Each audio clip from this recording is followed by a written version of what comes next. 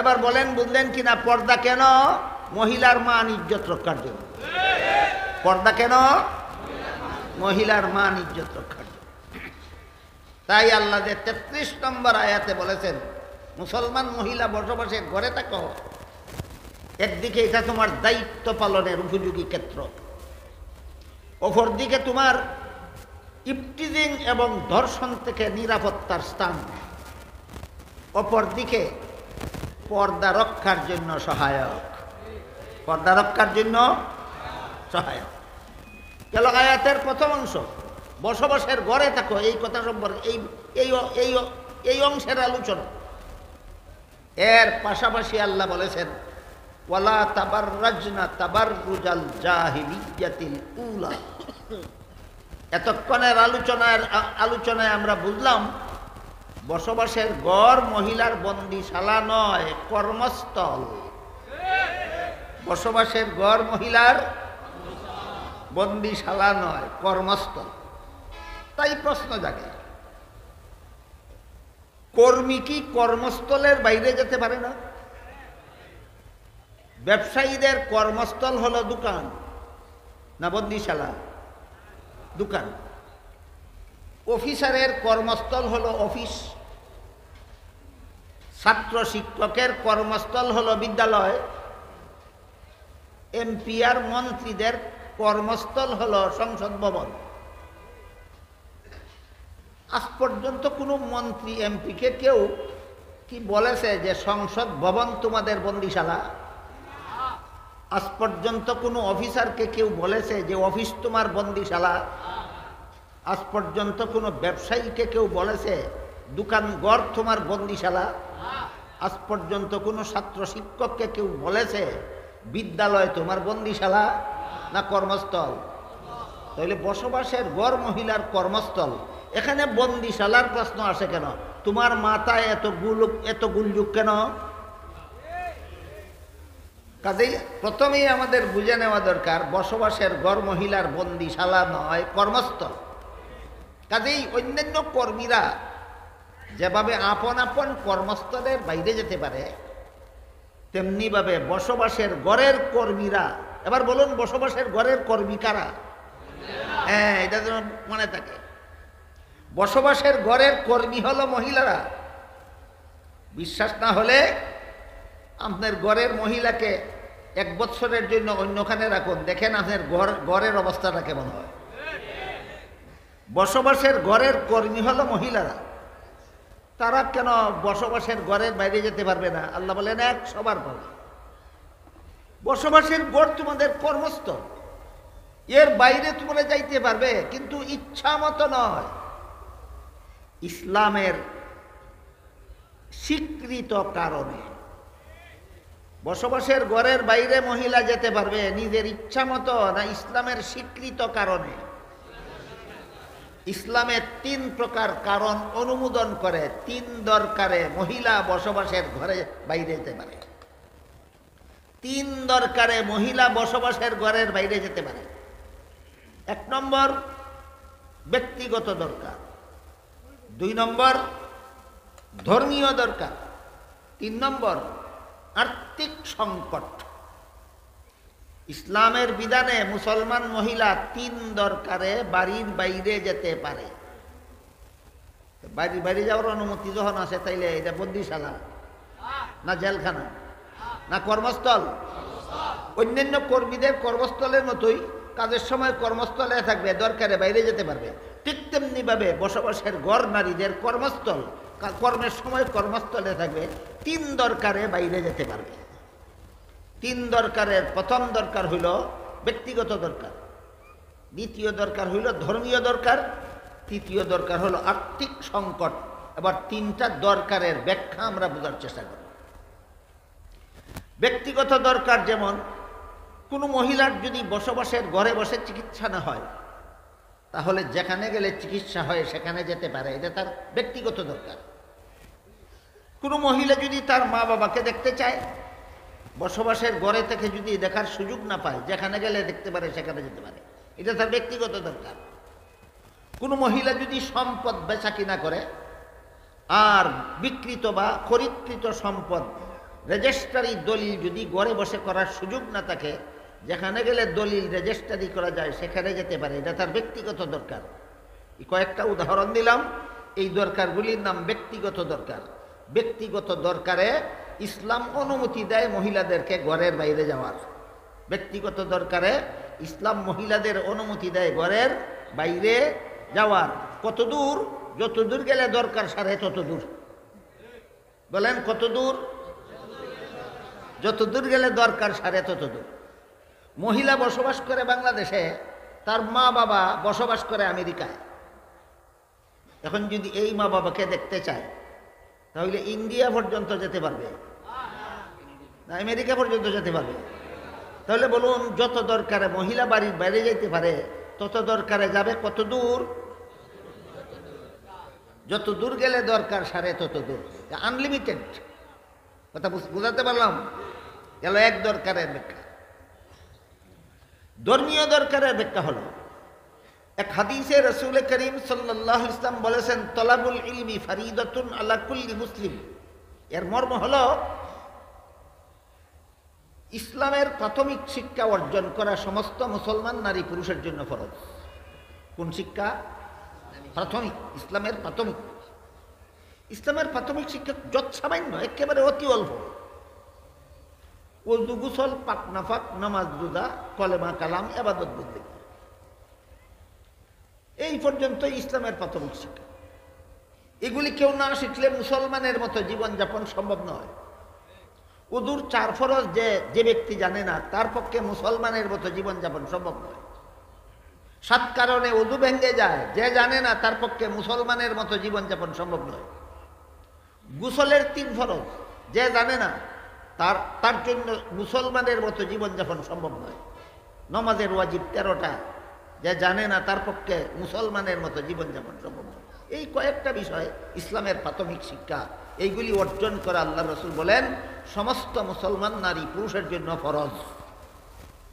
এখন যদি বসবাসের ঘরে বসে কোনো মহিলা কলেমা শিখার সুযোগ না পায়, বসবাসের ঘরে বসে যদি কোনো মহিলা উযু গোসল শিখার সুযোগ না পায়, বসবাসের ঘরে বসে যদি কোনো মহিলা পাক নাফাক শিখার সুযোগ না পায়, নামাজ বন্দেগী শিখার সুযোগ না পায়, তাহলে সে যেখানে গেলে শিখার সুযোগ পায় সেখানে যেতে পারে।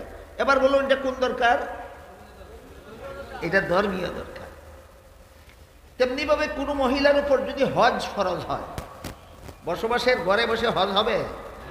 কোথা পর্যন্ত যেতে হবে? মক্কা পর্যন্ত যেতে হবে। এটা তার ধর্মীয় দরকার।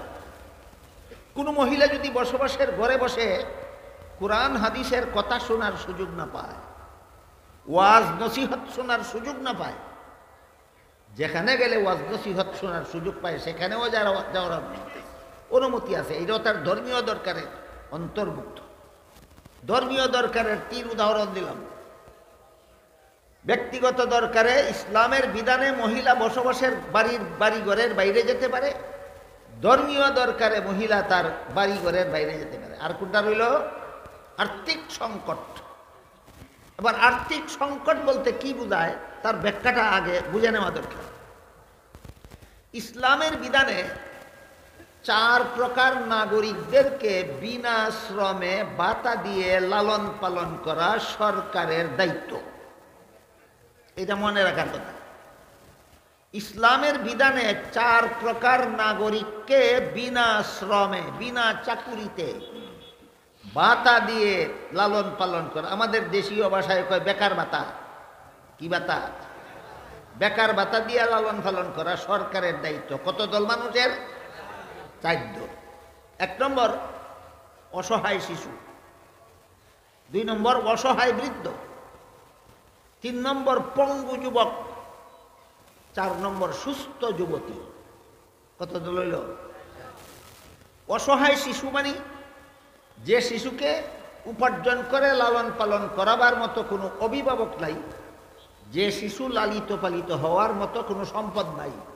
শিশুটা সহায় সম্বলওয়ালা না অসহায়? আপনাদের বিবেককে জিজ্ঞেস করুন, শিশুটা খাবে কিভাবে? উপার্জন করে খাবে না বিনা শ্রমে পাবে? ইসলামের বিধানে খাওয়াবে কে? সরকার। খাওয়াবে কে? সরকার। 2 নম্বর অসহায় বৃদ্ধ। অসহায় বৃদ্ধ মানে লালিত পালিত হওয়ার মতো সম্পদ নাই, লালন পালন করার মতো নিজের লোকও নাই। আপনার বিবেক বলে এই গুরু খেটে খাবে না বিনা শ্রমে পাবে? দেবে কে? সরকার। 3 নম্বর, শিশুও নয়, বৃদ্ধও নয়, যুবক পুরুষ, কিন্তু জটিল রোগে আক্রান্ত হওয়ার কারণে অথবা অঙ্গহানির কারণে কর্মক্ষমতা হারিয়ে গেছে। এবার বলুন, এই পঙ্গু লোকটা শ্রম খেটে খাবে না বিনা শ্রমে পাবে? দেবে কে? সরকার। এই সমস্ত অসহায়দের যে সরকার বিনা শ্রমে বাতা দিয়ে লালন পালন করার দায়িত্ববোধ নাই, এমন জালেম সরকারের গদি কামড় দিয়ে ধরে রাখার অধিকার নেই। এমন জালেম সরকারের গদি কামড় দিয়ে ধরে রাখার অধিকার নাই। তুই বেটা অসহায় শিশু লালন পালন করতে পারস না, তুই কেন গদিতে কামড় দিয়ে ধরে রাখলে? তুই বেটা অসহায় বৃদ্ধরে লালন পালন করতে পারস না, তুই গদি কামড় দিয়ে ধরে রাখলে কেন? তুই পঙ্গু যুবকটারে লালন পালন করতে পারস না শ্রম ছাড়া, তুই গদি কামড় দিয়ে ধরে রাখস কেন? এই সমস্ত অসহায়দেরকে বিনা শ্রমে ভাতা দিয়ে যে সরকার লালন পালন করবে দূরের কথা, দায়িত্ববোধই নাই। এদের অধিকার নাই কোনো দেশের গদি কামড় বেড়ে ধরে রাখা। কত দলের বিবরণ গেল? 3 দল।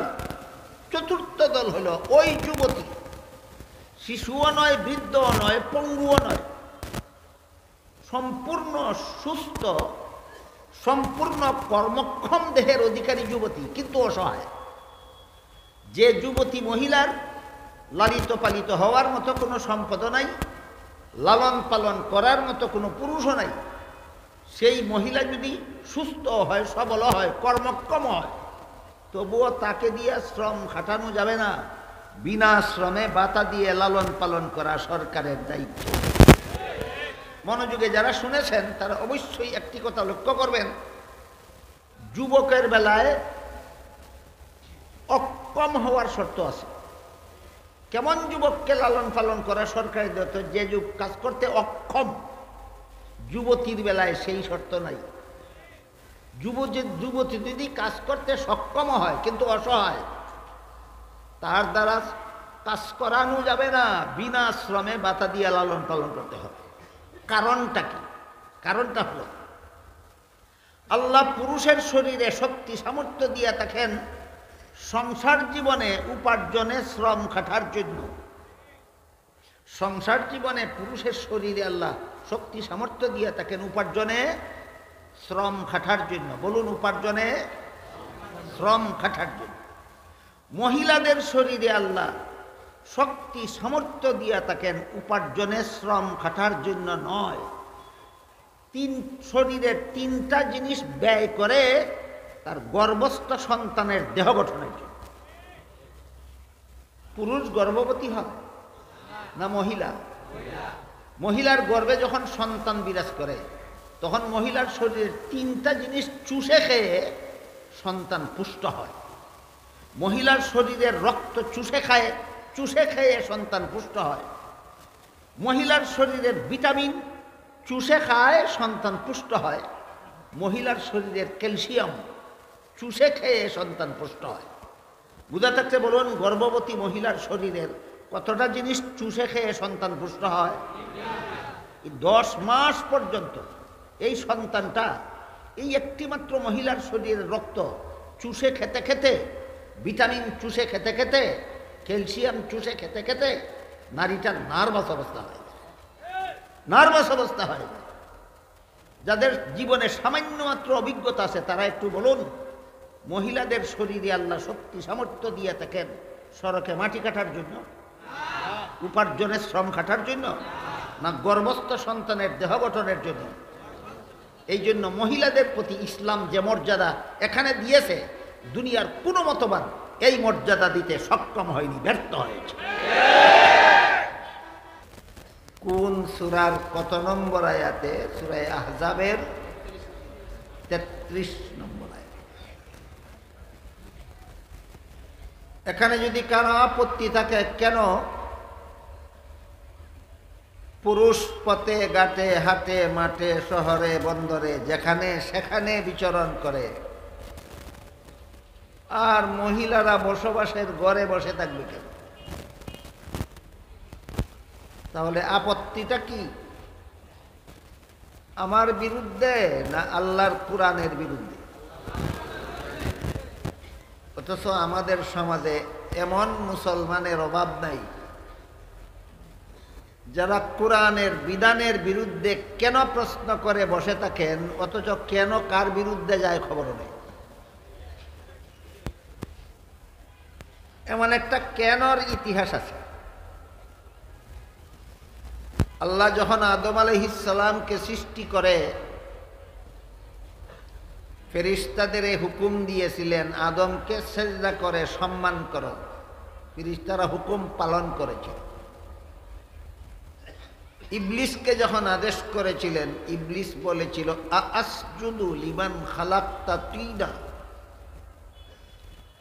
যাকে মাটি দ্বারা বানিয়েছেন তাকে সেজদা করব কেন? এই যে কেন তাকে সেজদা করব কেন? আল্লাহর বিধানের বিরুদ্ধে একটা কেনর 4টা পুরস্কার পাইছিল ইবলিস। কটা পুরস্কার? এই ঘটনার আগে ইবলিস ৮০,০০০ বৎসর আল্লাহর ইবাদত বন্দেগী করেছে। তাফসীরে কুরতুবী শরীফে উল্লেখ আছে এ ঘটনার আগে ইবলিস ৮০,০০০ বৎসর আল্লাহর ইবাদত করেছে। ফলে আল্লাহ তাকে সমস্ত পৃথিবীর রাজত্ব দান করেছিলেন, জান্নাতে বসবাস করার ফ্যাসিলিটি দিয়েছিলেন। আল্লাহর বিধানের বিরুদ্ধে কেন বলার সাথে সাথে ৮০ বৎসরের ইবাদতের সওয়াব ডিলেট হয়, বরবাদ হয়। সমস্ত পৃথিবীর রাজত্ব ইবলিসের হাত থেকে ছিনিয়ে নেওয়া হলো, জান্নাত থেকে বহিষ্কার করে দেওয়া হলো, চিরকালের জন্য অভিশপ্ত করে দেওয়া। কটা হলো? একটা কেনর 4টা পুরস্কার। এই বিবরণ কোরআনে দিলেন কেন? এই ধরনের যত কেনওয়ালার আবির্ভাব হবে কিয়ামত পর্যন্ত সকলেরই 4 পুরস্কার থাকবে। আল্লাহর বিধানের বিরুদ্ধে যারা কেন বলবে এরা সবাই এই 4 পুরস্কার পাবে। এটা বোঝাবার জন্য এই লক্ষ লক্ষ বছরের পুরাতন কাহিনী আল্লাহ কোরআনে বলবে।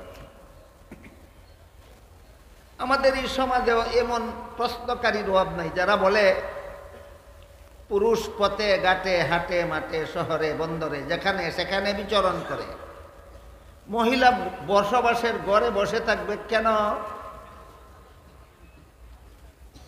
আল্লাহ অযৌক্তিকভাবেই মহিলাদের বসবাসের ঘরে থাকতে বলেছে। এখন এই বিষয়টা ক্লিয়ার হোক। হাকিমুল উম্মত হযরত আল্লামা আশরাফ আলী থানভী রহমতুল্লাহি আলাইহি আল মাসালিহুল আকলিয়া নামক কিতাবে লিখেছেন, ইসলামে এমন কোনো বিধান নাই যার পক্ষে চূড়ান্ত কোনো যুক্তি নেই। ইসলামের সমস্ত বিধিবিধান চূড়ান্ত যুক্তিসম্মত। সাধারণ যুক্তিসম্মত, চূড়ান্ত যুক্তিসম্মত। কিন্তু ইসলামের সকল বিধানের যুক্তি বুঝার যোগ্যতা সব মানুষের মাথায় নাই। যুক্তি নাই না বুঝার যোগ্যতা নাই। আল্লাহ মহিলাদের বসবাসের ঘরে থাকতে বললেন কেন? যুক্তি নাই না চূড়ান্ত যুক্তি আছে? আমি যুক্তিগুলি আপনাদের বলি, তারপরে দেখা যাবে আপনাদের মধ্যে বুঝার যোগ্যতা আছে কিনা। আল্লাহ পাক রব্বুল আলামিন সৃষ্টিগতভাবেই মহিলাদেরকে কতগুলি আলাদা দায়িত্ব অর্পণ করেছেন, যেগুলি দুনিয়ার কোনো পুরুষের পক্ষে পালন করার ক্ষমতাও নাই, সম্ভব নয়। একতরফাভাবে মহিলাদেরকে এই দায়িত্বগুলি অর্পণ করেছে। এক নম্বর, মহিলার জীবনের সক্ষম অধ্যায় শিশুকাল, না বৃদ্ধকাল, না যৌবনকাল। মহিলাদের জীবনের কাজকর্ম করার যোগ্যতা সম্পন্ন শরীর থাকে শিশুকালে, না বৃদ্ধকালে, না যৌবনকালে? কর্মক্ষম জীবনের অধ্যায় হলো যৌবনকাল। প্রতিটি মহিলা এই যৌবনকালে প্রতিটি মাসে প্রায় 1/4 সময়, প্রায় 1 সপ্তাহ সময় পর্যন্ত মাসিক ঋতুস্রাবে আক্রান্ত থাকে। এই ঝামেলাটা প্রতি মাসে মাসেই মহিলাদের পোহাতে হয়। বলুন, এই মাসিক ঋতুস্রাবের ঝামেলা সহ্য করার দায়িত্বটা আল্লাহ দুনিয়ার কোনো পুরুষকে প্রদান করেছেন? একমাত্র মহিলাকে। তারপর প্রতিটি সন্তান গর্ভে ধারণ করার দায়িত্ব একতরফাভাবে মহিলাদেরকে প্রদান করেছে। 3 নম্বর, প্রতিটি সন্তানের প্রসব কষ্ট সহ্য করার দায়িত্ব আল্লাহ একতরফাভাবে মহিলাদেরকে প্রদান করেছে। 4 নম্বর, প্রতিটি সন্তানকে স্তনের দুধ পান করাবার দায়িত্ব আল্লাহ একতরফাভাবে মহিলাদেরকে প্রদান করেছে। 5 নম্বর, প্রতিটি সন্তান নিজে নিজে চলাফেরা করার যোগ্য হওয়ার পূর্ব পর্যন্ত লালন পালনের দায়িত্বটাও আল্লাহ একতরফাভাবে মহিলাদেরকেই প্রদান করেছে। এই 5 দায়িত্ব সৃষ্টিগতভাবে আল্লাহ মহিলাদের প্রদান করেছেন, একটাও পুরুষের দায়িত্ব নয়। এবার বলুন, মাসিক ঋতুস্রাব চলাকালে সারাদিন অফিসের চেয়ারে বসে থাকা সুবিধা, না বসবাসের ঘর সুবিধা?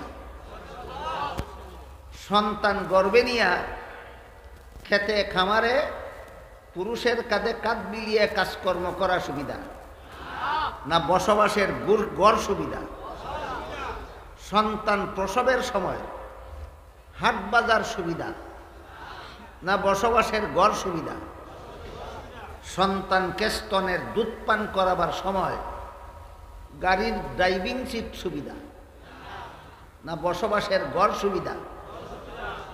সন্তানকে পেশাব পায়খানা করাবার সময় অফিস আদালত সুবিধা, না বসবাসের ঘর সুবিধা? তাহলে আল্লাহ সূরা আহজাবের 33 নম্বর আয়াতের শুরুতেই মুসলমান মহিলাদেরকে বসবাসের ঘরে থাকতে বলেছেন অযৌক্তিকভাবে, না চূড়ান্ত যুক্তিসম্মত? গেল এক ব্যাপার।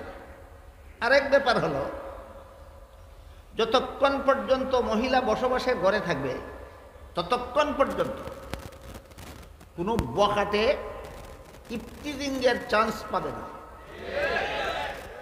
কোনো চরিত্রহীন ধর্ষণের সুযোগ পাবে না।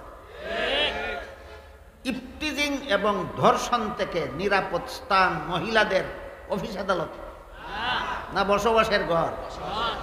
আবারও বলুন, আল্লাহ মুসলমান মহিলাদের বসবাসের ঘরে থাকতে বলেছেন অযৌক্তিক, না চূড়ান্ত যুক্তিসম্মত? চূড়ান্ত যুক্তিসম্মত। 3 নম্বর, পর্দার জন্য বসবাসের ঘর সুবিধা। পর্দার জন্য বসবাসের ঘর সুবিধা। ঘরের বাইরে কোনো প্রয়োজনে গেলে পর্দা করা যায়, কিন্তু ঘরের মতো সহজ নয়। পর্দা কেন? মহিলা ঘরের ভিতরেই থাকুক আর ঘরের বাইরেই যাক, পর্দা কেন? আজকাল অনেক নামদারি মুসলমান পণ্ডিতের মাথায় ধরে না পর্দা কেন। ওই আবার আসলো কেন? পর্দা কেন? পণ্ডিতের মাথায় ধরে না পর্দা কেন? এর সংক্ষিপ্ত জবাব হলো মহিলার মর্যাদা রক্ষার জন্য। পর্দা কেন? মর্যাদা রক্ষার জন্য। পর্দার সাথে মর্যাদার কি সম্পর্ক?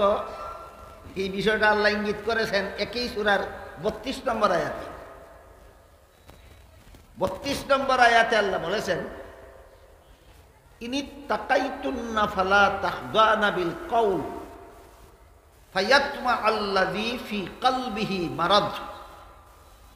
এখানেও সম্বোধন ডাইরেক্ট নবীর বিবিগণকে করা হয়েছে, ইনডাইরেক্ট সমস্ত মুসলমান মহিলাদের করা হয়েছে। তাই আয়াতের অর্থ হলো, হে নবীর বিবিগণ আর মুসলমান মহিলাগণ, তোমরা প্রয়োজনে যদি ভিন্ন পুরুষের সাথে কথা বলতে হয়, বিনা প্রয়োজনে কোনো মহিলা পুরুষের সাথে কথা বলাটাই নিষিদ্ধ। বিনা প্রয়োজনে ভিন্ন পুরুষ ভিন্ন মহিলার সাথে কথা বলবে না। বিনা প্রয়োজনে ভিন্ন মহিলা ভিন্ন পুরুষের সাথে কথা বলবে না। প্রয়োজনে বলার অনুমতি আছে, প্রয়োজনে বলার অনুমতি আছে। আল্লাহ বলেন, কোনো প্রয়োজনে যদি তোমরা ভিন্ন পুরুষের সাথে কথা বলতে হয়, তখন মধুর কণ্ঠস্বরে বলবা না, কর্কশ স্বরে বলবা। কত নম্বর আয়াত? সূরা আহজাবের 32 নম্বর আয়াতে আল্লাহ মুসলমান মহিলাদের বলছেন, প্রয়োজনে যদি ভিন্ন পুরুষের সাথে কথা বলতে হয় মধুর সুরে বলবা না, কর্কশ স্বরে বলবা। কেন? আল্লাহ বলেন, ফায়াতমা আল্লাযী ফি কলবিহি মারাদ। ভিন্ন নারী যদি ভিন্ন পুরুষের সাথে মাধুর্যপূর্ণ ভাষায় কথা বলে, তাহলে কথার মাধুর্যতার মুহে পড়ে ওই পুরুষটা ওই মহিলাকে উপভোগের লালসা করবে। কিসের লালসা? উপভোগের লালসা। যে মহিলার মধুর কণ্ঠস্বর শুনলেই যুবক পুরুষের মনে ওই মহিলাকে উপভোগের লালসা জাগে, ওই যুবক পুরুষ মহিলাকে পথে ঘাটে দেখলে সেই লালসা আর জাগবে না, আরো বেশি জাগবে। এই লালসার শিকার থেকে নিরাপদ ব্যবস্থা রাস্তাঘাট না বসবাসের ঘর? কাজেই বসবাসের ঘর একদিকে তার দায়িত্ব পালনের ক্ষেত্র, অপরদিকে তার মান সম্মানে বসবাস করার স্থান, পর্দা রক্ষার জন্য সহায়ক। পর্দা হইল নারীর মান মর্যাদার রক্ষা কবচ। পর্দা হইল নারীর মান মর্যাদার রক্ষা কবচ। এই ব্যাপারটা আজকাল অনেক পণ্ডিতেই বুঝে না। পণ্ডিতের যুবতী স্ত্রী, পণ্ডিতের যুবতী মেয়ে, পণ্ডিতের যুবতী বোন বেপর্দা অবস্থায় রাস্তাঘাটে ঘোরাফেরা করলে কিভাবে অপমান হয় পণ্ডিতের বুঝে আসে না। আচ্ছা, এই কথাটা, এটা একটা সাইকোলজিক্যাল ব্যাপার, যে বোঝা না বোঝা একটা মনস্তাত্ত্বিক ব্যাপার। কাজে আমি আপনাদের সাইকোলজিকে একটু সাড়া দিয়ে এই কথাটা বলি, মাফ করবেন যদি শালীনতা সঠিকভাবে রক্ষা করতে না পারে। ধরুন আপনার যুবতী স্ত্রী, কথার কথা, বেপর্দা হয়ে রাস্তা দিয়ে চলেছে, রাস্তার কোনো পুরুষ তার দিকে তাকাবে না। তাকাবে? সুনজরে তাকাবে না কুনজরে? এতে আপনার স্ত্রী মর্যাদা বাড়ে না প্রেস্টিজ লস হয়?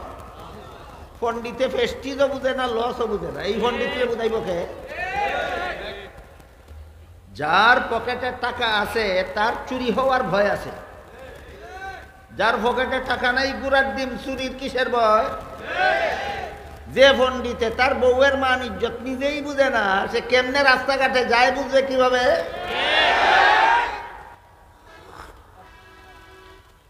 একমাত্র ইসলাম ছাড়া দুনিয়ার কোনো মতবাদ মহিলার এই বিপদটা বুঝতে রাজি না। সবগুলি মতবাদ বলে পুরুষ একটি অফিসে চাকরি করে, তুমি আরেকটি অফিসে চাকরি করো।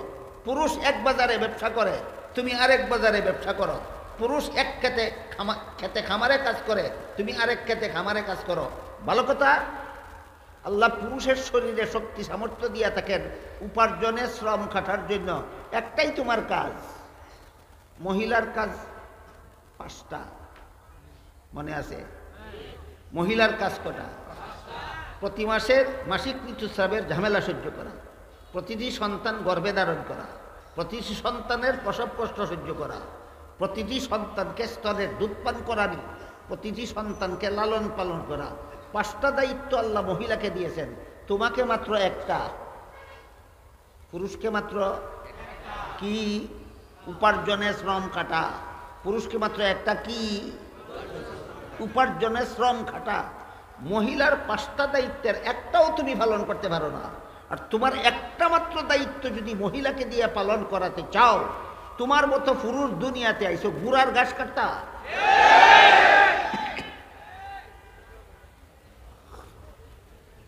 সুতরাং ইসলাম মহিলাকে যে মর্যাদা দিয়েছে, দুনিয়ার কোনো মতবাদ মহিলাকে সেই মর্যাদা দিতে পারেনি, ব্যর্থ হয়েছে।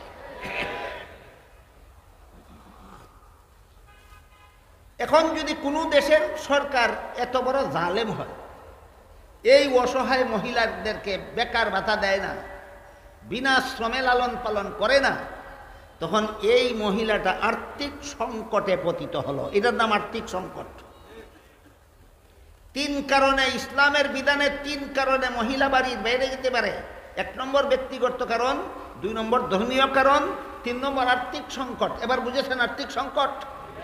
যে মহিলার লালিত পালিত হওয়ার উপযোগী কোনো সম্পদ নাই, লালন পালন করার মতো কোনো পুরুষ নাই, এবং সরকারও তাকে বিনা শ্রমে ভাতা দিয়ে লালন পালন করে না, এই মহিলাটা আর্থিক সংকটে পড়েছে কিনা? এই মহিলার জন্য 3 নম্বর কারণ, বাড়ির বাইরে যেতে পারে। যেখানে গিয়া কাজ করলে একটা কাপড় পাবে সেখানেই যেতে পারে, যেখানে গিয়া কাজ করলে 1 মুষ্টি ভাত পাবে সেখানেই যেতে পারে, যেখানে গিয়া কাজ করলে 100 টাকা পাবে সেখানেই যেতে পারে। কোন কারণে গেল? আর্থিক সংকট। ইসলামের বিধানে এই 3 কারণে মহিলা বাড়ির বাইরে যেতে পারে। প্রমাণ হলো বাড়িঘর মহিলাদের বন্দিশালা না কর্মস্থল? এরপরে গেল 2 নম্বর কথা। আয়াতে আল্লাহ 3 নম্বর কথা যেটা বলেন সেটা হলো ওয়ালা তাবাররাজনা তাবাররুজাল জাহিলিয়াতিল উলা। হে মুসলমান মহিলারা, 3 দরকারের কোনো দরকারে যদি বাড়ির বাইরে যাও, 3 দরকারের কোনো দরকারে, ব্যক্তিগত দরকারে যদি বাড়ির বাইরে যাও, ধর্মীয় দরকারে যদি বাড়ির বাইরে যাও, অথবা আর্থিক সংকটের কারণে যদি বাড়ির বাইরে যাও, তাইলে প্রাচীন যুগের অসভ্য বর্বর মহিলাদের মতো বেপর্দা হয়ে যেও না, বেপর্দা হয়ে যেও না। 3 দরকারে মহিলা বাড়ির বাইরে যেতে পারে, কিন্তু বেপর্দা হয়ে যেতে পারবে না, পর্দা রক্ষা করে যেতে হবে। আগেই বলেছি পর্দা কেন? ইজ্জত রক্ষার জন্য। মহিলার পর্দা কেন? মহিলার মান ইজ্জত রক্ষার জন্য। এখানে আল্লাহ পাক রব্বুল আলামিন যেসব মহিলা বেপর্দা হয়ে বাড়ির বাইরে যায় তাদেরকে সাধারণ অসভ্য বলেননি, প্রাচীন যুগের অসভ্য বলেছেন। প্রাচীন যুগের অসভ্য বর্বর মহিলাদের মতো কোনো মুসলমান মহিলা বেপর্দা হয়ে ঘর থেকে বের হতে পারে না। কোন সূরার কত নম্বর আয়াতে? সূরা আহজাবের 33 নম্বর আয়াতে আল্লাহ বলেছেন, যেই মহিলা ঘর থেকে বেপর্দা হয়ে বের হয় সে সাধারণ অসভ্য বর্বর নয়, সে প্রাচীন যুগের অসভ্য বর্বর। কিন্তু আমাদের বুঝার ব্যাপার, কেন বেপর্দা হলে অসভ্য হবে কেন, বেপর্দা হলে বর্বর হবে কেন? এবার তার কারণটা শুনুন।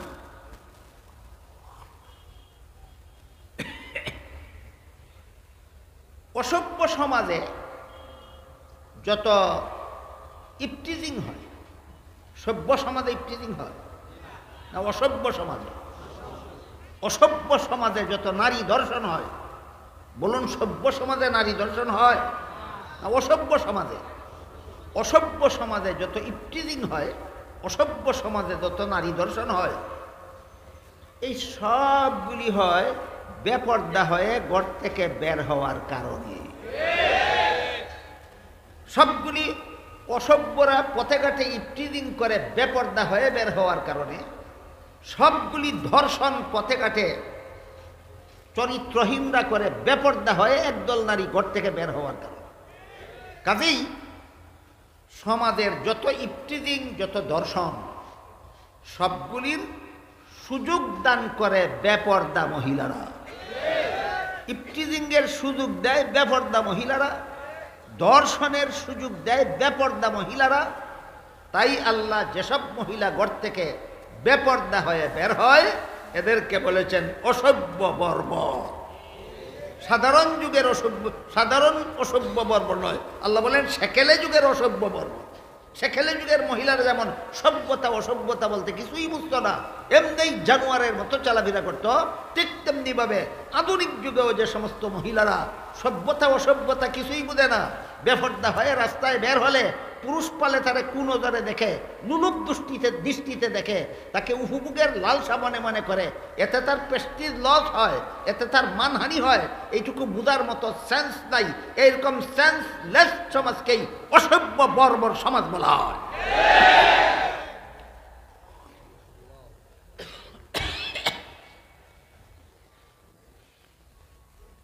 এই বেপর্দা হয়ে ঘর থেকে বের হওয়া এটা একটা আন্দোলনের ফসল। কিসের ফসল? আন্দোলন।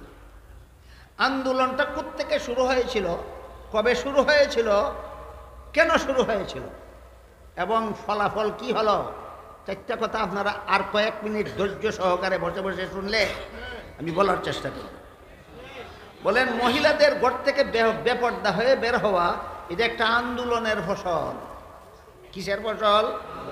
আন্দোলনের ফসল। আন্দোলনটা কবে হয়েছিল, কারা করেছিল, কেন করেছিল? এই তিন কথা। আন্দোলনটা কবে হয়েছিল, কারা করেছিল, কেন করেছিল, এই তিনটা কথা শুনুন। আন্দোলনটা হয়েছিল আজকে থেকে 300 বছর আগে। মহিলাদের ঘর থেকে বেপর্দা হয়ে বের হওয়ার আন্দোলন হয়েছিল আজ থেকে 300 বছর। আন্দোলনটা করেছিল ইহুদি খ্রিস্টান জাতি। আন্দোলনটা করেছিল ইহুদি খ্রিস্টান জাতি। কেন তাদের আন্দোলনে তার উদ্বুদ্ধ হলো, তার কারণ হলো আজ থেকে 300 বছর আগে দুনিয়ার ইহুদি খ্রিস্টানেরা মহিলাদেরকে মানুষ স্বীকার করত না। বলতো গরু ছাগল যেমন বিভিন্ন প্রকারের জীবজন্তু আল্লাহ সৃষ্টি করেছেন মানুষের উপভোগের জন্য, ঠিক তেমনিভাবে মহিলা আরেক প্রকারের জন্তু আল্লাহ সৃষ্টি করেছেন মানুষের উপভোগের জন্য। আমার কথা বুঝে থাকলে বলুন, আজ থেকে 300 বছর আগে দুনিয়ার ইহুদি খ্রিস্টানেরা মহিলাদেরকে মানুষ স্বীকার করতো না, জীবজন্তু বলতো। এই জন্য তখনকার ইহুদি খ্রিস্টানেরা বাড়ির থেকে কোথাও বের হয়ে গেলে গরু ছাগলের মতো মহিলাদেরকে হয়তো শিকলে বেঁধে রেখে যেত, আর না হয় তালাবদ্ধ করে রেখে যেত। যেমনভাবে কৃষক বাড়ির থেকে কোথাও গেলে তার গরুকে হয়তো ঘরে দরজাবদ্ধ করে যায়, আর না হয় দড়ি দিয়ে বেঁধে যায়, ঠিক তেমনিভাবে আজ থেকে 300 বছর আগের ইহুদি খ্রিস্টানেরা যেহেতু মহিলাদেরকে মানুষ মনে করতো না, জীব জানোয়ার মনে করত, এই জন্য তারাও ঘর থেকে বের হয়ে কোথাও গেলে এই মহিলাদেরকে শিকলবদ্ধ করে অথবা তালাবদ্ধ করে যেত। তাহলে এই আন্দোলন শুরু হয়েছিল কবে, কারা শুরু করেছিল? ইহুদি খ্রিস্টান। এবার শুনুন কেন করেছিল। সেই ইহুদি খ্রিস্টানদের সমাজে নারীদের সাথে এই যে দুর্ব্যবহারটা তারা করত, কিছু আইডিয়া করতে পারলেন কেমন দুর্ব্যবহার করত? এই যে দুর্ব্যবহারটা তারা করত, শতাব্দীর পর শতাব্দী তারা এই দুর্ব্যবহার সহ্য করতে করতে করতে করতে এক সময় আন্দোলনে মাঠে নামল। দুর্ব্যবহার সহ্য করতে করতে করতে করতে এক সময় আন্দোলনে মাঠে নামল। এরকম নদী তো আপনাদের দেশে আছে। আপনাদের দেশে কোনো সরকার যদি বৎসরের পর বৎসর, যুগের পর যুগ নাগরিকদের প্রতি দুর্ব্যবহার করতে থাকে, যে দেশের নাগরিক এক সময় আন্দোলনে মাঠে নামে না? এরকমই আপনারা যেরকম তারাও সেরকম। ইহুদির খ্রিস্টানেরা যখন নারীদের সাথে যুগ যুগান্তর ধরে শতাব্দীর পর শতাব্দী পর্যন্ত নারীদের সাথে এই দুর্ব্যবহার চালিয়েছিল, এক সময় নারীরা পুরুষের বিরুদ্ধে আন্দোলনে মাঠে নেমেছিল, স্লোগান দিয়েছিল, আমরাও পুরুষের সমান অধিকার চাই। এই হলো কেন আন্দোলনে নেমেছিল। স্লোগান কি ছিল? সমান অধিকার চাই। স্লোগান কি ছিল? ইতিহাস বুঝে থাকলে বলুন, ইহুদি খ্রিস্টান সমাজের নারীরা পুরুষের বিরুদ্ধে আন্দোলনে নেমেছিল অধিকার আদায়ের জন্য। স্লোগান কি ছিল? সমান অধিকার চাই। আজকাল বর্তমান মুসলমান সমাজেও যারা যারা যে সমস্ত ইহুদি খ্রিস্টানের ক্রেতা, তারাও বলে নারী পুরুষের সমান অধিকার চাই, নিঃসন্দেহে এরা ইহুদি খ্রিস্টানের দালাল। ইসলাম নারীদেরকে পুরুষের সমান অধিকার দেয় না। ইসলাম নারীকে পুরুষের উপর হয়তো অগ্রাধিকার আর না হয় একচেটিয়া অধিকার দেয়। ইসলাম দেয় অগ্রাধিকার, তারা চেয়েছিল সমান অধিকার। ইসলাম অগ্রাধিকার দিয়েছিল 1400 বছর আগে, আর এরা সমান অধিকার চাইল মাত্র 300 বছর আগে। বলুন, ইসলাম নারীদেরকে পুরুষের উপর অগ্রাধিকার দিয়েছিল কতদিন আগে? আর এরা সমান অধিকার চাইছিল কতদিন আগে? 1400 বছর আগে। যেখানে অগ্রাধিকার দেওয়া, সেখানে মাত্র 300 বছর আগে সমান অধিকার চায় কেন? কারণ যেই কোরআন 1400 বছর আগে মহিলাদেরকে পুরুষের উপর অগ্রাধিকার দিয়েছিল, সেই কোরআন জানেও না, মানেও না। সেই কোরআন এই ইহুদি খ্রিস্টানেরা কোরআন জানেও না, মানেও না। এই জন্য ইসলাম দিয়েছিল অগ্রাধিকার, এরা দাবি করলো সমান অধিকার। বর্তমান মুসলমান সমাজের মধ্যেও যে সমস্ত জ্ঞান পাপীরা কোরআন জানেও না, মানেও না, এরাও তাদের সুরে সুর মিলিয়ে বলে সমান অধিকার চাই। তাহলে আমরা কোরআনের আলোকে একটু বোঝার চেষ্টা করি, অধিকার কোনটা, সমান অধিকার কোনটা, আর অগ্রাধিকার কোনটা। আল্লাহ পাক রব্বুল আলামিন কোরআনের এক আয়াতে বলেন, ওয়ালাহুন্না মিসলুল্লাযী আলাইহিন্না বিল মারুফ। লাহুন্না মানে মহিলাদের অধিকার আছে, লাহুন্না মানে মহিলাদের অধিকার আছে। মিসলুল্লাযী আলাইহিন্না মানে তোমাদের যেমন অধিকার আছে মহিলাদের উপর, মহিলাদেরও অধিকার আছে তোমাদের উপর। বুঝা থাকতে বলুন, পুরুষের অধিকারের কথা আল্লাহ আগে বলেছেন না মহিলাদের অধিকারের কথা আগে বলেছেন? আলাইহিন্না আগে বলেছেন না লাহুন্না আগে বলেছেন? লাহুন্না মানে মহিলাদের অধিকার, আলাইহিন্না মানে পুরুষের অধিকার। আল্লাহ মহিলাদের অধিকারের কথা আগে বলেছেন, পুরুষের অধিকারের কথা পরে বলেছেন। এটা শব্দের মার প্যাচ, বাস্তবতাটা একটু যাচাই করে দেখি। ইসলামের বিধানে কোনো বাবার ঘরে যদি একটা ছেলে জন্ম হয়, এই ছেলেটাকে লালন পালন করা বাবার দায়িত্ব হয় কতদিন? ছেলেটা নাবালক থাকবে যতদিন। এটা জানেন কি আপনারা? সাবালক ছেলেকে লালন পালন করা বাবার দায়িত্ব নয়। কোনো বাবা যদি তার সাবালক ছেলেকে লালন পালন করে, সেটা হবে ছেলের প্রতি বাবার দয়া। বলুন, দায়িত্ব কতদিন, দয়া কখন? নাবালক থাকতে দায়িত্ব, সাবালক হলে দয়া। কিন্তু মেয়ের বেলায় ইসলামের বিধান হলো সাবালক নাবালক কোনো প্রশ্ন নাই, বিয়ের পূর্ব পর্যন্ত মেয়েকে লালন পালন করা বাবার দায়িত্ব। ছেলে ফেলার দায়িত্ব নাবালক থাকাকালে, আর মেয়ে ফেলার দায়িত্ব বিয়ের পূর্ব পর্যন্ত। তাহলে দেখা গেল জীবনের শুরুতেই বাবার সম্পদে লালিত পালিত হওয়ার অধিকার ছেলে মেয়ের সমান না? মেয়ের অগ্রাধিকার। এই হলো লাহুন্না, বুঝছেন? এবার লাহুন্না তাদের অধিকার আগে, তাদের অগ্রাধিকার। শুধু তাই নয়, একটা ছেলের সাথে একটা মেয়ের বিয়ে হলো ইসলামের বিধান মতো, বিবাহ বন্ধনে আবদ্ধ হলো একটি ছেলে একটি মেয়ে। এই বিবাহ বন্ধনে আবদ্ধ হওয়ার বিনিময়ে একতরফাভাবে ছেলের পক্ষ থেকে মেয়েকে একটা উপহার দিতে হয়। এটা ফরজ। কোরআনের ভাষায় এটাকে মোহর বলা হয়। কোরআনের ভাষায় আপনারা কি বলেন? মোহর। ছেলের যেমন সাবালক হওয়ার কারণে বিয়ের দরকার, মেয়ে অসাবালক হওয়ার কারণে বিয়ের দরকার। সুতরাং ছেলে মেয়ে বিবাহ বন্ধনে আবদ্ধ হলো, ছেলের একতরফা দরকারে না উভয়ের সমান দরকারে? তো উভয়ের সমান দরকারে যদি দুইজন একটি চুক্তিতে আবদ্ধ হইল, এর বিনিময়ে যদি কোনো ফিস, আমাদের সামাজিক ভাষায় বলি ফিস, এর বিনিময়ে যদি কোনো ফিসের দরকার হয়, বিবেক কি বলে? যত পক্ষের জরুরত তত পক্ষ ফিস দিবে। কিন্তু এখানে দেখা যায় উভয় পক্ষের দরকার আছে, কিন্তু ফিস দিবে এক পক্ষ, ফিস দিবে এক পক্ষ। মহিলা তার স্বামীকে 1 পয়সাও দিবে না, স্বামী তার স্ত্রীকে মহারানা দিতে হবে। এইটার নাম হইল সমান অধিকার না একচেটিয়া অধিকার?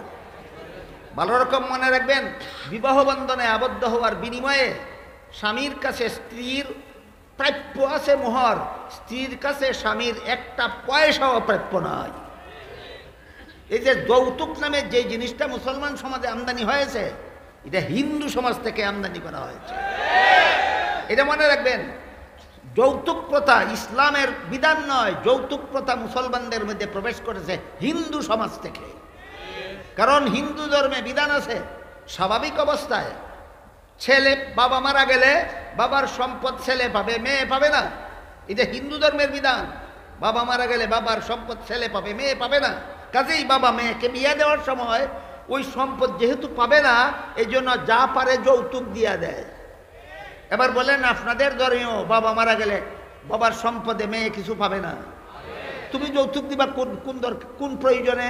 ফালতু কাম। এই যৌতুক মুসলমানি প্রথা নয়, যৌতুক হইল হিন্দুদের প্রথা।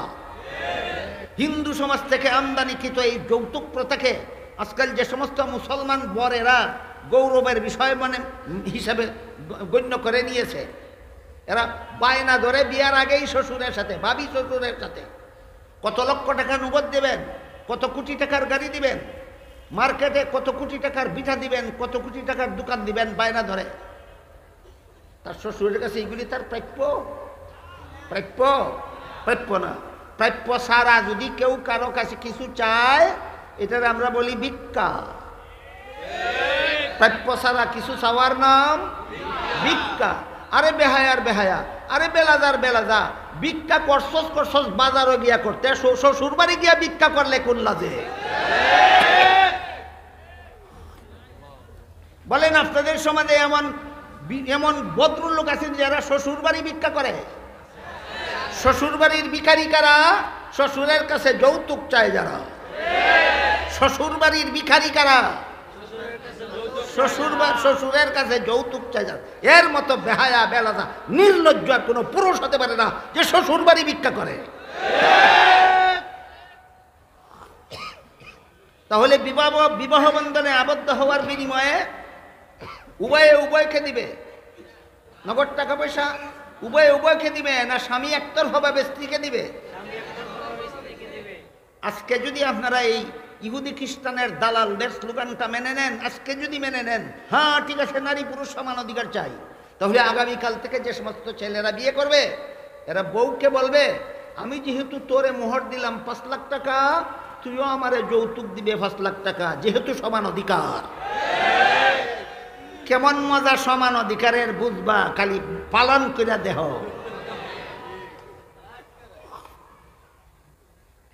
গেল সমান অধিকার না একচেটিয়া অধিকারের একটা উদাহরণ। কি নাম? মোহরানার দাবি, মহিলার একচেটিয়া অধিকার। এই পর্যন্তই শেষ নয়। এই স্ত্রীর সারা জীবনের খোরাকি একতরফাভাবে স্বামী স্ত্রীকে দিতে হবে। এই যে হলো, এটাও আরেকটা একচেটিয়া অধিকার।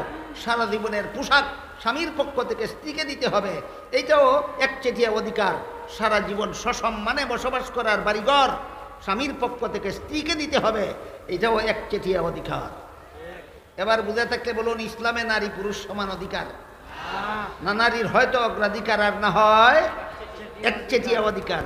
এই ইহুদি খ্রিস্টানের দালালদের কথা মতো এই স্লোগানটা আজকে যদি আপনারা মেনে নেন যে হ্যাঁ ঠিক আছে আমরা নারী পুরুষের সমান অধিকার মেনে নিলাম, তাহলে আগামীকাল থেকে যে সমস্ত ছেলেরা বিয়ে করবে, এরা 1 বছর নিজের বউকে বাপের বাড়িতে রাখবে, নিজের বাপের বাড়িতে রাখবে।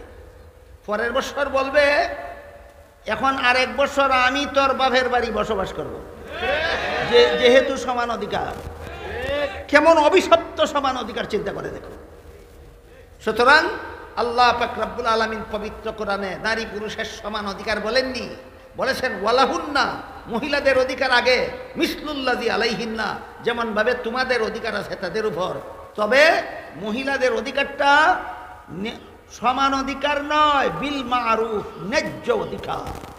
বলুন, ইসলামে নারী পুরুষ সমান অধিকার না নারীর ন্যায্য অধিকার? মহারানা নারীর ন্যায্য অধিকার, সারা জীবনের খোরাকি নারীর ন্যায্য অধিকার, সারা জীবনের পোশাক নারীর ন্যায্য অধিকার, সারা জীবন বসবাস করার উপযোগী বাড়িঘর নারীর ন্যায্য অধিকার। নারীর এই অধিকার ইসলাম ছাড়া দুনিয়ার আর কোনো মতবাদ মহিলাকে দিতে পারেনি।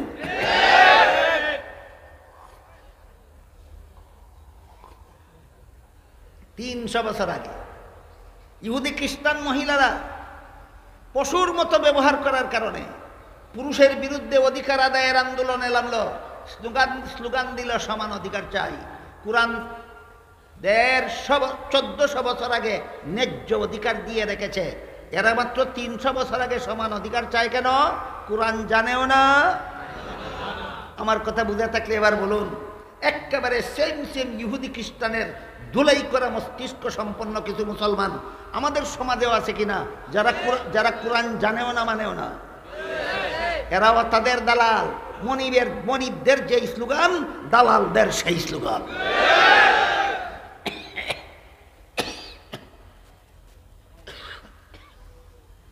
শেষ পর্যন্ত ইহুদি খ্রিস্টানের পুরুষেরা তাদের সমাজের মহিলাদের দাবি মেনে নিতে বাধ্য হয়েছে।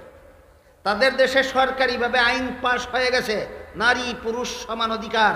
মুসলমানের জন্য কোরআনে আইন পাশ করা নারীর ন্যায্য অধিকার।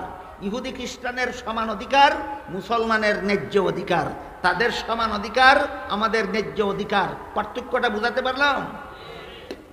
যখন ইহুদি খ্রিস্টানদের দেশে আইনত নারী পুরুষের সমান অধিকার ফাঁস হয়ে গেছে, তখনই প্রশ্ন দাঁড়াইছে, পুরুষ যদি পথে ঘাটে হাটে মাঠে শহরে বন্দরে যেখানে সেখানে যখন তখন বিচরণ করতে পারে, নারী পারবে না কেন? নারীর তো সমান অধিকার। এই সমান অধিকারের বিফল। পুরুষ যেভাবে একা একা যে কোনো রাত্রে যে কোনো হোটেলে কাটাতে পারে, নারীও সেই অধিকার পায়। পুরুষ যেভাবে একা একা যে কোনো সমুদ্র সৈকতে সারা রাত কাটাতে পারে, নারীও সেই অধিকার পায়। পুরুষ যেভাবে একা একা সারা রাত ক্লাবে কাটাতে পারে, নারীও সেই অধিকার পায়। সারা রাত পুরুষ যেভাবে পার্কে কাটাতে পারে, নারীও সেই অধিকার পায়। পুরুষ যেভাবে একা একা সারা রাত জঙ্গলে কাটাতে পারে, নারীও সেই অধিকার পায়। এইভাবে সমান অধিকার চালু হয়ে যাওয়ার বিস্ফল এই দাঁড়ালো, নারীদের সতীত্ব মান সম্ভ্রম পথে ঘাটে লুণ্ঠিত হয়ে গেল। শেষ পর্যন্ত কি হয়েছে আপনারা জানেন কিনা আমি জানি না। আমার নিজের চোখে দেখা কয়েকটা ইহুদি খ্রিস্টানের দেশ আমি নিজে দেখে এসেছি। শেষ পর্যন্ত কি হয়েছে শুনুন। শেষ পর্যন্ত অবস্থা এই হয়েছে, তাদের দেশের মেয়েরা বিয়ের আগেই কয়েক সন্তানের মা হয়ে যায়। বিয়ের আগেই কি হয়ে যায় বলুন? কোন স্লোগানের ফসল? সমান অধিকারের ফসল। বিয়ের আগেই সন্তানের মা হয়ে যায়। তাদের দেশে আইন বাধ্য হইয়া এক আইন আরেক আইন করতে বাধ্য হয়েছে। এখন আইন পাশ হয়েছে যে বিয়ের আগে সন্তান জন্ম দেওয়া কোনো অপরাধ নয়। বাস বিয়ে যে কোনো পুরুষ যে কোনো মহিলার সাথে, যে কোনো মহিলা যে কোনো পুরুষের সাথে যেখানে ইচ্ছা সেখানে সারা রাত থাকতে পারে, কোনো অপরাধ নয়। এর দ্বারা যদি সন্তান জন্ম হয়ে যায় কোনো অপরাধ নয়। এজন্য বর্তমান দুনিয়ার ইহুদি খ্রিস্টানদের সমাজে মানব সন্তানের জন্ম নিবন্ধন বাবার নামে হয় না, মায়ের নামে হয়। আপনাদের কারো জানা না থাকলে মেহরবানি করে আমেরিকা যান, গিয়ে দেখে আসুন। লন্ডনে যান, গিয়ে দেখে আসুন। কানাডা যান, গিয়ে দেখে আসুন। আমি দেখে এসেছি তাদের দেশের মানব সন্তানের জন্ম নিবন্ধন বাবার নামে হয় না, মায়ের নামে হয়। কারণ সন্তানের বাবাকে কার কোন বাবার নামে নিবন্ধন হবে সমাজের কেউ জানবে দূরের কথা, সন্তানের মাও জানে না। মা কেন জানে না? এই মাটা সন্তান জন্ম হওয়ার আগে এক রাত্রি যাপন করেছিল হোটেলে একটা পুরুষের সাথে, আরেক রাত্রি যাপন করেছিল ক্লাবে আরেকটা পুরুষের সাথে, আরেক রাত্রি যাপন করেছিল পার্কে একটা পুরুষের সাথে, আরেক রাত্রি যাপন করেছিল সমুদ্র সৈকতে আরেকটা পুরুষের সাথে, আরেক রাত্রি যাপন করেছিল জঙ্গলে আরেকটা পুরুষের সাথে। কোন পুরুষের সাথে জন্মগ্রহণ করার সহবাস করার কারণে গর্ভে সন্তান আসলো, সন্তানের মা নিজেও জানে না। এবার বলুন, সমান অধিকারের যে ফসল তারা পাইল, এই ফসলে মানুষের সন্তান মানুষের মতোই জন্ম হয় না কুকুর শ্রীগাল বিড়ালের মতো জন্ম হয়? এইটাই সমান অধিকারের বিস্ফল। এইটাই সমান অধিকারের বিস্ফল। এই বিস্ফলের হাত থেকে মুসলমান জাতিকে রক্ষা করার জন্য আল্লাহ পবিত্র কোরআনের সূরা আহজাবের 33 নম্বর আয়াতের শুরুতেই বলেন, ওয়াকারনা ফি বুয়ুতিকুন্না, মহিলা বসবাসের ঘরে থাকো, মহিলা বসবাসের ঘরে থাকো, মহিলা বসবাসের ঘরে থাকো। তোমার সন্তান যদি কুত্তার বাচ্চার মতো জন্ম হওয়া না চাও, তোমার বাচ্চা যদি মানুষের বাচ্চার মতো জন্ম হতে চাও, বসবাসের ঘরে থাকো। আমি আশা করি যে বিষয় আপনারা আমাদের নামে উল্লেখ করে দিয়েছিলেন সেই বিষয় তো বিস্তারিত কিছু বলতে পারলাম না, মোটামুটি কিছু আভাস পেলেন কিনা? বুঝে আভাস পেয়ে থাকতে এবার বলুন, মহিলাদের মর্যাদা বেপর্দায় না পর্দায়? মহিলাদের মর্যাদা বেপর্দায় নয়, মহিলাদের মর্যাদা পর্দায়। মহিলাদের যথাযথ মর্যাদা একমাত্র ইসলামের বিধানে আছে, দুনিয়ার আর কোনো বিধানে নাই। সুতরাং সত্যই যারা মহিলাদের বাস্তবিক মর্যাদা চান, ইসলামের ছায়াতলে আসুন। আল্লাহ সবাইকে তৌফিক দান করুন, আমিন। সুবহান রাব্বিকা রাব্বিল ইজ্জাতি আম্মা ইয়াসিফুন।